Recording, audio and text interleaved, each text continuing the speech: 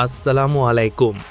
Football দুনিয়ার অন্যতম শক্তিশালী ডিফেন্ডার রিয়াল মাদ্রিদ এবং ব্রাজিল জাতীয় দলের তারকা ফুটবলার ক্যাথলিন সোসা, যিনি মাঠের পারফরম্যান্সে দর্শকদের মুগ্ধ করেছেন, আজ তিনি দুনিয়াকে চমকে দিয়েছেন এক নতুন পরিচয়।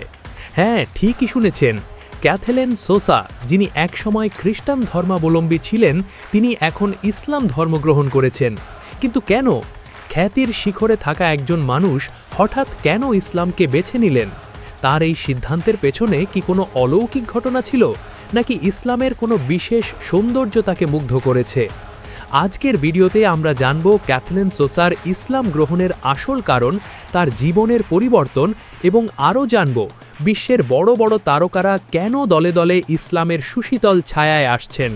ভিডিওটি শেষ পর্যন্ত দেখুন, কারণ শেষে আমরা আলোচনা করব কেন ইসলাম একমাত্র শান্তির ধর্ম এবং কেন অমুসলিমরা ইসলামের কিছু বিষয় নিয়ে ভুল বোঝেন। পর্ব 2। কে এই ক্যাথলিন সোসা এবং তার ইসলাম গ্রহণের কারণ? ক্যাথলিন সোসা ফেইতোজা, জন্ম ২৬ এপ্রিল ১৯৯৬, ব্রাজিলের সাও ভিনসেন্টে। তিনি বর্তমানে স্প্যানিশ ক্লাব রিয়াল মাদ্রিদ ফেমিনিনো এবং ব্রাজিল নারী জাতীয় দলের হয়ে সেন্টার ব্যাক পজিশনে খেলেন। তার ক্যারিয়ার শুরু হয়েছিল যুক্তরাষ্ট্রে কলেজ ফুটবলের মাধ্যমে। এরপর তিনি খেলেছেন ফ্রান্সের লিগ 1, ইতালির ইন্টার মিলান এবং এখন রিয়াল মাদ্রিদে। কিন্তু মাঠের বাইরে তার জীবন ছিল এক গভীর অনুসন্ধানের গল্প। বিভিন্ন গণমাধ্যম এবং সোশ্যাল মিডিয়ার সূত্রে জানা যায়, ক্যাথলিন সোসা দীর্ঘদিন ধরে ইসলামের শিক্ষা, সংস্কৃতি এবং পবিত্র কোরআন নিয়ে গবেষণা করছিলেন। তার ইসলাম গ্রহণের প্রধান কারণগুলো ছিল: 1. কোরআনের বাণী। ক্যাথলিন পবিত্র কোরআনের সূরাগুলো শুনে এবং অর্থ পড়ে মুগ্ধ হন। বিশেষ করে কোরআনের বৈজ্ঞানিক ব্যাখ্যা এবং মানবিক মূল্যবোধ তাকে গভীরভাবে স্পর্শ করে। 2. মুসলিম সতীর্থদের আচরণ। রিয়াল মাদ্রিদ এবং অন্যান্য ক্লাবে খেলার সময় তিনি মুসলিম খেলোয়াড়দের, যেমন করিম বেনজেমা বা অন্যদের, সুশৃঙ্খল জীবনযাপন, নামাজ এবং রোজার প্রতি ভক্তি দেখে অনুপ্রাণিত হন। 3. মানসিক প্রশান্তি। খ্যাতির চূড়ায় থেকেও তিনি মানসিকভাবে এক শূন্যতা অনুভব করতেন। ইসলামে তিনি সেই হারানো প্রশান্তি খুঁজে পান। তিনি এক সাক্ষাৎকারে বলেছিলেন, সিজদায় আমি যে প্রশান্তি পাই তা পৃথিবীর অন্য কোথাও নেই। পর্ব 3। অলৌকিক কিছু কি ঘটেছিল? অনেকেই প্রশ্ন করেন, তার ইসলাম গ্রহণের আগে বা পরে কি কোনো অলৌকিক ঘটনা ঘটেছিল? সরাসরি কোনো অলৌকিক ঘটনার কথা তিনি প্রকাশ্যে বলেননি, তবে তিনি উল্লেখ করেছেন, ইসলাম গ্রহণের আগে তিনি প্রায়ই অদ্ভুত স্বপ্ন দেখতেন। স্বপ্নে তিনি দেখতেন কেউ তাকে আলোর পথে ডাকছে। একবার তিনি খুব কঠিন ইনজুরিতে পড়েন।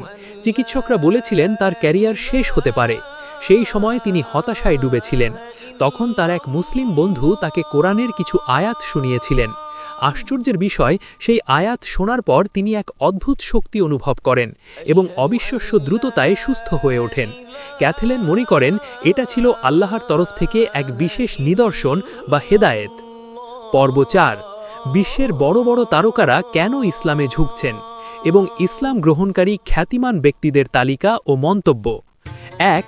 Kathleen Sosa, Brazilian footballer. তিনি বলেন, আমি শুধু নিজের সেরা সংস্করণ হতে চেয়েছি এবং ইসলাম আমাকে সেই সঠিক পথের দিশা দিয়েছে। 2. Muhammad Ali, boxing legend. তিনি বলেন, ইসলাম আমাকে বর্ণবাদ মুক্ত এক পরম ভ্রাতৃত্বের স্বাদ দিয়েছে, যা আমি আগে কোথাও পাইনি। 3. ম্যালকম এক্স, মানবাধিকার নেতা। তিনি বলেন, মক্কায় আমি সাদা কালো ভেদাভেদহীন যে ভালোবাসা দেখেছি তা আমেরিকার বর্ণবাদ সমস্যার একমাত্র সমাধান। 4. ডক্টর মরিস বুকাইলি, ফরাসি বিজ্ঞানী। তিনি বলেন, আধুনিক বিজ্ঞান ও কোরআনের মাঝে কোনো অমিল নেই, এটি কোনো মানুষের লেখা হতে পারে না। 5. মোহাম্মদ আসাদ, বিখ্যাত লেখক। তিনি বলেন, ইসলাম কেবল একটি ধর্ম নয়, এটি আত্মা এবং শরীরের এক অপূর্ণ মিলন এবং পূর্ণাঙ্গ জীবন বিধান। 6. ইউসুফ ইসলাম, ব্রিটিশ গায়ক। তিনি বলেন, কোরআন পড়ার পর আমি জীবনের প্রতিটি কেনর উত্তর পেয়েছি, এটি এক পরম সত্য। 7. এ.আর. রহমান, অস্কার জয়ী সুরকার। তিনি বলেন, ইসলাম আমাকে বিনয় শিখিয়েছে এবং জীবনের অস্থিরতার মাঝে এক গভীর মানসিক শান্তি দিয়েছে। 8. সনি বিল উইলিয়ামস, রাগবি তারকা। তিনি বলেন, আগে আমি খুব অহংকারী ছিলাম, ইসলাম আমাকে অহংকার মুক্ত করেছে এবং একজন ভালো বাবা ও স্বামী হতে সাহায্য করেছে। 9. Andrew TET, social media influencer. তিনি বলেন, ইসলামই বর্তমানে একমাত্র ধর্ম যা পুরুষত্ব, শৃঙ্খলা এবং নৈতিক মূল্যবোধকে দৃঢ়ভাবে রক্ষা করছে। 10 উইল স্মিথ, হলিউড সুপারস্টার। তিনি বলেন, আমি গত রমজানে পুরো কোরআন পড়েছি। এর স্বচ্ছতা এবং বার্তা আমাকে মুগ্ধ করেছে। এটি অত্যন্ত সহজবোধ্য এবং এর আধ্যাত্মিক গভীরতা অনন্য। 11 ফ্রাঙ্ক রিবেরি, ফরাসি ফুটবলার। তিনি বলেন, ইসলাম আমাকে মানসিকভাবে শক্তিশালী করেছে। এটি আমার ব্যক্তিগত জীবন এবং ক্যারিয়ারে শৃঙ্খলা ও শান্তি বজায় রাখতে সাহায্য করে। 12 লোয়ানা আলভেস, ব্রাজিলিয়ান মডেল। তিনি বলেন, ইসলাম গ্রহণের পর আমি প্রথমবার অনুভব করেছি যে আমি একজন মানুষ হিসেবে সম্মানিত, কোনো প্রদর্শনী বস্তু হিসেবে নয়। পর্দা আমাকে প্রকৃত স্বাধীনতা দিয়েছে। 13 ডক্টর জেফ্রি ল্যাং, আমেরিকার গণিতবিদ ও অধ্যাপক। তিনি বলেন, আমি নাস্তিক ছিলাম, কিন্তু কোরআন পড়ার পর মনে হলো এই কিতাবটি আমার অন্তরের সব প্রশ্নের উত্তর দিচ্ছে। এটি মানুষের তৈরি কোনো বই হতে পারে না। 14 ইউসুফ এস্টেস, প্রাক্তন খ্রিস্টান প্রচারক। তিনি বলেন, আমি মুসলিমদের খ্রিস্টান বানাতে গিয়েছিলাম, কিন্তু তাদের সততা ও কোরআনের অকাঠ্য যুক্তি দেখে নিজেই মুসলিম হয়ে গেলাম। ইসলামই সত্যের একমাত্র পথ। 15 বিলাল ফিলিপস, জামাইকান বংশোদ্ভূত স্কলার। তিনি বলেন, কমিউনিজম এবং অন্যান্য মতবাদ আমাকে শান্তি দিতে পারেনি। ইসলাম আমাকে জীবনের আসল উদ্দেশ্য এবং সৃষ্টির একত্ববাদ চিনিয়েছে। 16 Lauren Booth, British journalist, Tony ব্লেয়ারের শালিকা। তিনি বলেন, ইরানের একটি মসজিদে আমি যে অভাবনীয় শান্তি অনুভব করেছি তা পৃথিবীর অন্য কোথাও পাইনি। ইসলাম মানেই হচ্ছে আল্লাহর ইচ্ছার কাছে আত্মসমর্পণ। 17 মাইক টাইসন, বক্সিং লিজেন্ড। তিনি বলেন, আমি একজন সত্যিকারের আল্লাহর বান্দা হতে চাই। ইসলাম আমাকে শিখিয়েছে কিভাবে নিজের অহংকারকে দমন করতে হয়। 18 আইশো স্পিড, বর্তমান বিশ্বের অন্যতম জনপ্রিয় কন্টেন্ট ক্রিয়েটর। এআই বিশ্লেষণ অনুযায়ী তিনি এখনও ইসলাম ধর্ম গ্রহণ করেছেন কিনা আনুষ্ঠানিকভাবে কোনো মন্তব্য না করলেও ইসলামের প্রতি তার অনুরাগ এবং সৌদি আরবে তার সাম্প্রতিক কার্যক্রম বিশ্বজুড়ে ব্যাপক আলোচনার জন্ম দিয়েছে। পবিত্র ওমরা পালন 2025-26 সালের মধ্যে তার কর্মকাণ্ডে বড় পরিবর্তন লক্ষ্য করা যায়। তিনি সৌদি আরবে গিয়ে ঐতিহ্যবাহী পোশাকে পবিত্র কাবা শরীফ তাওয়াফ করেছেন এবং ওমরা পালন করেছেন। এআই এর মন্তব্য অনুযায়ী আইশো স্পিডকে লিস্টে যুক্ত করার মেইন পয়েন্ট হচ্ছে ওমরা হজ পালন করা, কেননা কোনো অমুসলিম কখনোই কাবায় প্রবেশ করতে পারবে না। আপনি চাইলে কাবা ঘরে প্রবেশ সম্পর্কে গবেষণা করতে পারেন। আর উদাহরণস্বরূপ এতটুকু বলতে পারি, আপনি পৃথিবীর কোনো অমুসলিম নেতাকে কখনোই কাবা ঘরের ভিতরে দেখতে পাবেন না। এছাড়াও কোরিয়ান কন্টেন্ট ক্রিয়েটর, ক্রিকেটার সহ আরও অসংখ্য নাম রয়েছে। ভিডিওটি বেশি বড় হয়ে যাবে, তাই নামের তালিকা আর দীর্ঘ করলাম না। এদের সবার বক্তব্যে একটা মিল পাওয়া যায়, তা হলো আত্মিক প্রশান্তি এবং জীবনের উদ্দেশ্য খুঁজে পাওয়া। কারণ আত্মার শান্তি কোনো ব্যাংক ব্যালেন্স বা মেডেল দিয়ে কেনা যায় না। এই 18 জন ব্যক্তিত্বের প্রতিটি বক্তব্য বিশ্লেষণ করলে একটি সত্যই ফুটে ওঠে, ইসলাম কোনো সংকীর্ণ ধর্ম নয়, বরং এটি মানুষের তৈরি করা গোলকধাঁধা থেকে বেরিয়ে স্রষ্টার সাথে সরাসরি যুক্ত হওয়ার এক সরল পথ। পৃথিবীতে অমুসলিমরা বা ইসলামের সমালোচকরা প্রায়ই ইসলামের কিছু আদেশ নিষেধ নিয়ে প্রশ্ন তোলেন। আসুন আজ আমরা যুক্তির আলোকে এর জবাব খুঁজি। 1 নারীর পর্দা বা হিজাব। সমালোচকরা বলেন পর্দা নারীকে বন্দী করে, কিন্তু ইসলাম বলে পর্দা নারীর সুরক্ষা এবং সম্মানের প্রতীক।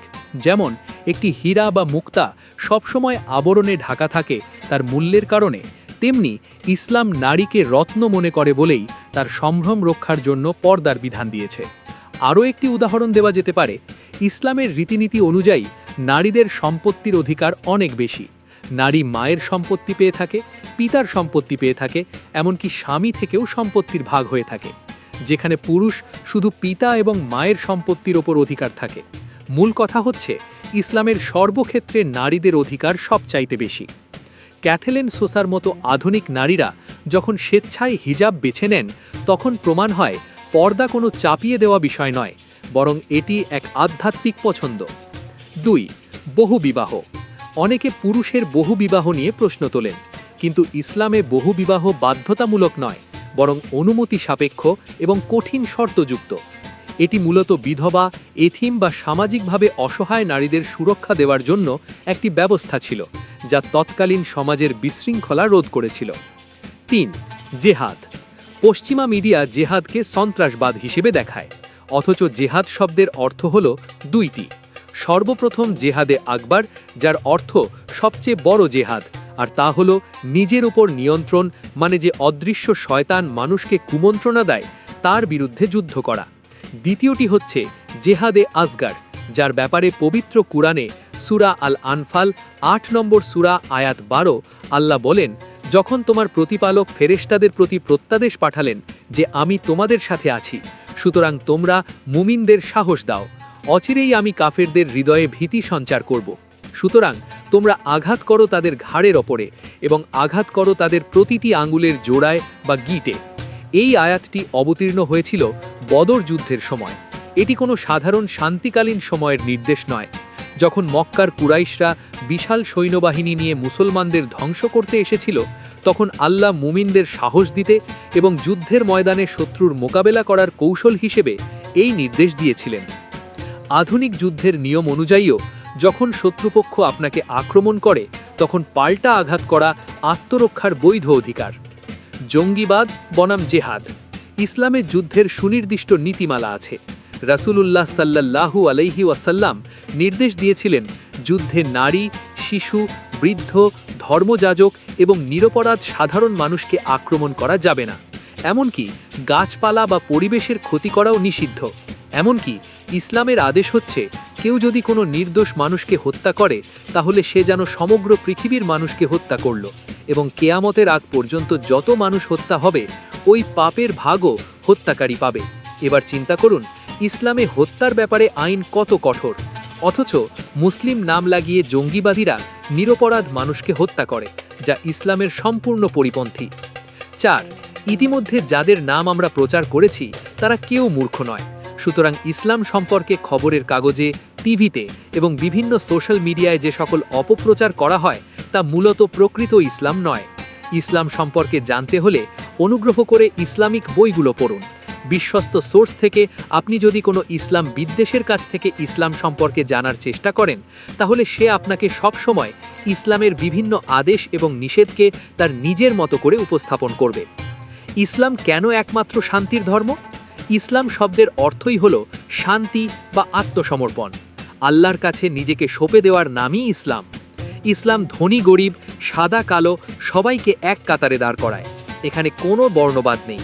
বিদায় হজের ভাষণে মহানবী সাল্লাল্লাহু আলাইহি ওয়াসাল্লাম স্পষ্ট বলে গেছেন, আরবের ওপর অনারবের বা সাদার ওপর কালোর কোনো শ্রেষ্ঠত্ব নেই। শ্রেষ্ঠত্ব কেবল তাকওয়া বা আল্লাহ ভীতির ভিত্তিতে।